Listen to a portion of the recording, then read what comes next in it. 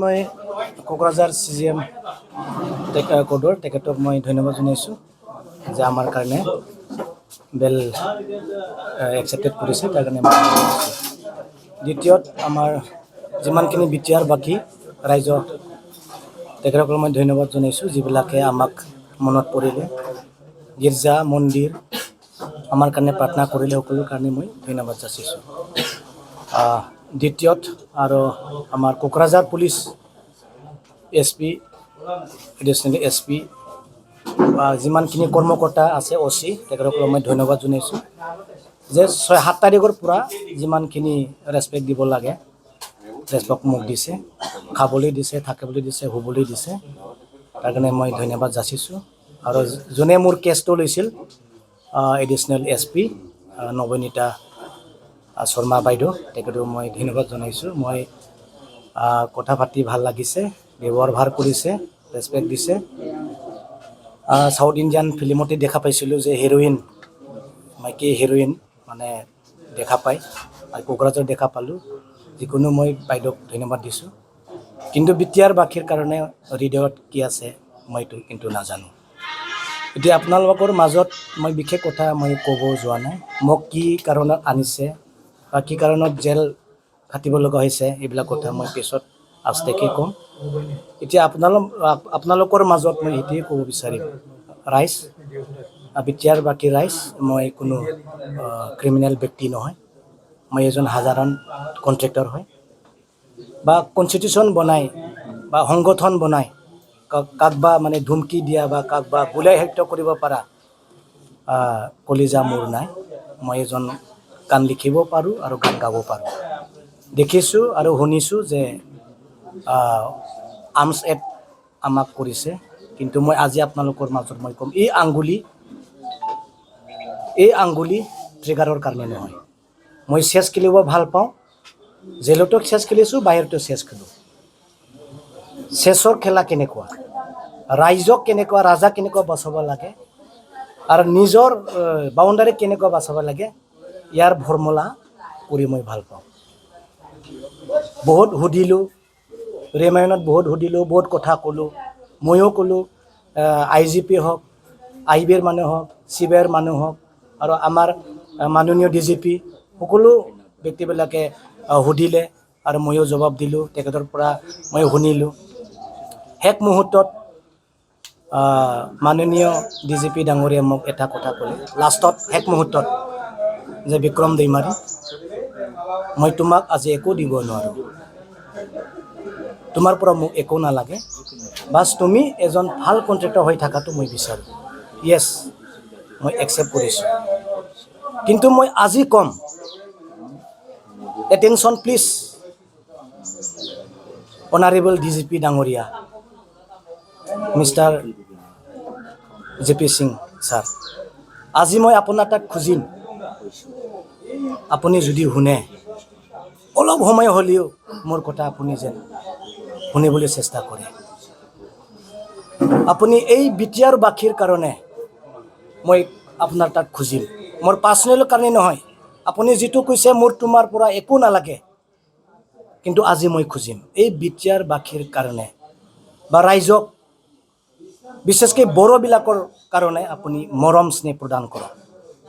আমাৰ বড়ো জাতি এই বিটিআৰ বাকী আপোনাৰ ডিপাৰ্টমেণ্টক ৰেষ্ট দিম জিৰণি দিম ভালকৈ খাবলৈ দিম ভালকৈ শুবলৈ দিম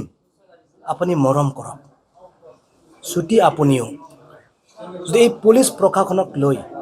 যদি ভালকৈ এই বিটিআৰৰ মাজত যদি শান্তি আনিব বিচাৰিছে please you have to understand you have to know' এই বিটিআৰ বাকী ৰাইজবিলাকে ৰাইজত মনত কি আছে ৰাজনৈতিক সমঝোতা পলিটিকেল এলায়েন্স টকাৰ পইচাৰ সমঝোতা আপুনি বুজিবলৈ চেষ্টা কৰিব লাগিব যে বড়ো জাতি সঁচাকৈ শান্তি আছে না নাই প্লিজ আপুনিও বিবেচনা কৰক আপুনি ৰিকুৱেষ্ট কৰিছোঁ আজি আপোনাক এই বিটিআৰ বাকী সকলো অসম আপোনাৰ তাত বৰষা আছে পুলিচ তাত বৰষা থাকে পুলিচ তাত আস্থা থাকে যদি এই পুলিচ ডিপাৰ্টমেণ্ট যদি ৰাইজৰ কাৰণে যদি ভাল কৰিব লগা সময়ত যদি বেয়া কাম কৰি দিয়ে ৰাইজে সঁচাকৈ দুখ লাগিব আৰু অশান্তি হ'ব। এতিয়া কওক মোক কোকৰাঝাৰৰ পৰা বা জামুগুৰিৰ পৰা 7 তাৰিখ উঠাই আনিছে ৰাতি বা আৰ্লি মৰ্ণিং হুদা পোছা কৰিছে, প্ৰেছাৰ দিছে, সংগঠনৰ কথা কৈছে, এই কনষ্টিটিউশ্যন বনোৱাৰ কথা কৈছে, মেণ্টেলি অট'মেটিকেলি বেয়া হৈ যাব। এতিয়া কওক এই বড়ো জাতিক অশান্তি কোনে আনিব? ৰাইজ ইয়া পুলিচ? যদি এজন নিৰ্দোষী মানুহ আৰ্মছ এক্ট, এজন নিৰ্দোষী মানুহ গাদ্দাৰী, ডকেট, চুৰ, জাতিদ্ৰোহী বুলি আপোনালোকৰ ডিপাৰ্টমেণ্টে যদি কয়, এতিয়া কওক ৰাইজত কোনে অশান্তি আনিব? পুলিচ ইয়া ৰাজনীতিক, পাব্লিক ইয়া পুলিচ? আমি আশা কৰিছোঁ জি পি সিং ডাঙৰীয়া, প্লিজ আপুনি মোক কৈছে আপুনি তুমি ভাল কণ্ট্ৰেক্টৰ হৈ থাকা, মই তোমাক বিচাৰিছোঁ। য়েছ, কণ্ট্ৰেক্টৰ কাম কৰিবলৈ পৰিৱেশ আছে না নাই আপুনি জানিব। এইবিলাক কথা মই আটাই কৰি ফালে মই তদন্ত কৰিবলৈ মই ইচ্ছা আছিলোঁ, কিন্তু সময় পাৰ হৈ গ'ল। কৰ্টত আটাই কৰি ফালে কোনে পিটিশ্যন দিলে, কোনে কি কৰিলে, কাৰ ষড়যন্ত্ৰৰ যোগেদি মই আহিব লগা হয়, এই গোটেই কথা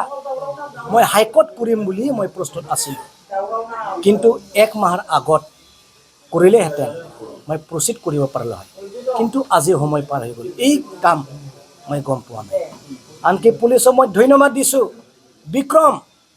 তোমাক আজি মই এটা কথা শিকাই দিম, যেতিয়া নেকি ৰাতিত কোনোবা যদি দৰ্জাত খটখট মাৰে তোমাক জোকাই আনিব খোজে, আপুনি সদায় মনত ৰাখক অনলাইন মোবাইল লাইভ কৰি পেলাই আপুনি মানুহক চাব আপুনি কি কাৰণ আহিছে। বন্দুক লৈ আপুনি জোকাব পাৰে, দৰ্জা খটখট কৰিব পাৰে, আপুনি মোবাইল দি চাব আপুনি কেলৈ আহিছে। মোৰ দুখ কি পুলিচে মোক এই এডভাইচ মোক দিছে, মই ভাল পালোঁ পুলিচক এই এডভাইচ দিয়াৰ কাৰণে। বহুত কথা আছে, জেলত যায় আমি কি দেখিলোঁ, আমি বাহিৰত বহুত কথা কৈছিলোঁ, কিন্তু জেলৰ ভিতৰতো